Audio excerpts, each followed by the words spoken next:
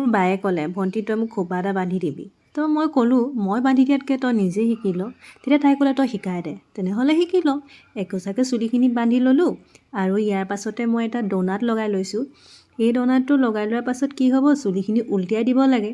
উলটিয়াই দিয়াৰ পাছত আকৌ আমি তাৰ ওপৰত আকৌ চিকিউৰ কৰিবৰ কাৰণে এডাল ৰিবন লৈ ল'ব লাগে। ৰিবনডালে তাত আকৌ চিকিউৰ কৰি দিব লাগে। মই যেনেকৈ কৰিছোঁ। তাৰ পাছত কি কৰিবলৈ, চুলিখিনি অলপ মিলাই ল'ব লাগে যাতে ডোনাটটো ধৰা নপৰে যে আমি ডুপ্লিকেট কিবা এটা লগাইছোঁ। তাৰ পাছত ছাইডৰ পৰা চুলিখিনি লৈ মুটুকাই পেলাব লাগে। মুটুকাই পেলাই এইটো ছাইডে কৰি দিব লাগে আৰু তাত এটা ক্লিপেদি ধুনীয়াকৈ মানে খোল খাই নপৰাকৈ ধুনীয়াকৈ চিকিউৰ কৰি ল'ব লাগে। দুইফালে মই চিকিউৰ কৰি ল'লোঁ যাতে আমি মূৰটো হিলালে যাতে চুলি খোল খাই নপৰে আৰু আমি লাজো নাপাওঁ। এয়াতো ধুনীয়া হৈয়ে গ'ল। আৰু ইয়াক যদি বেছি ধুনীয়া কৰিব বিচাৰোঁ তেনেহ'লে ফুল কেইপামান লগাই ল'লোঁ। That's it. আকৰিয়ে সেইটোও নাজানে।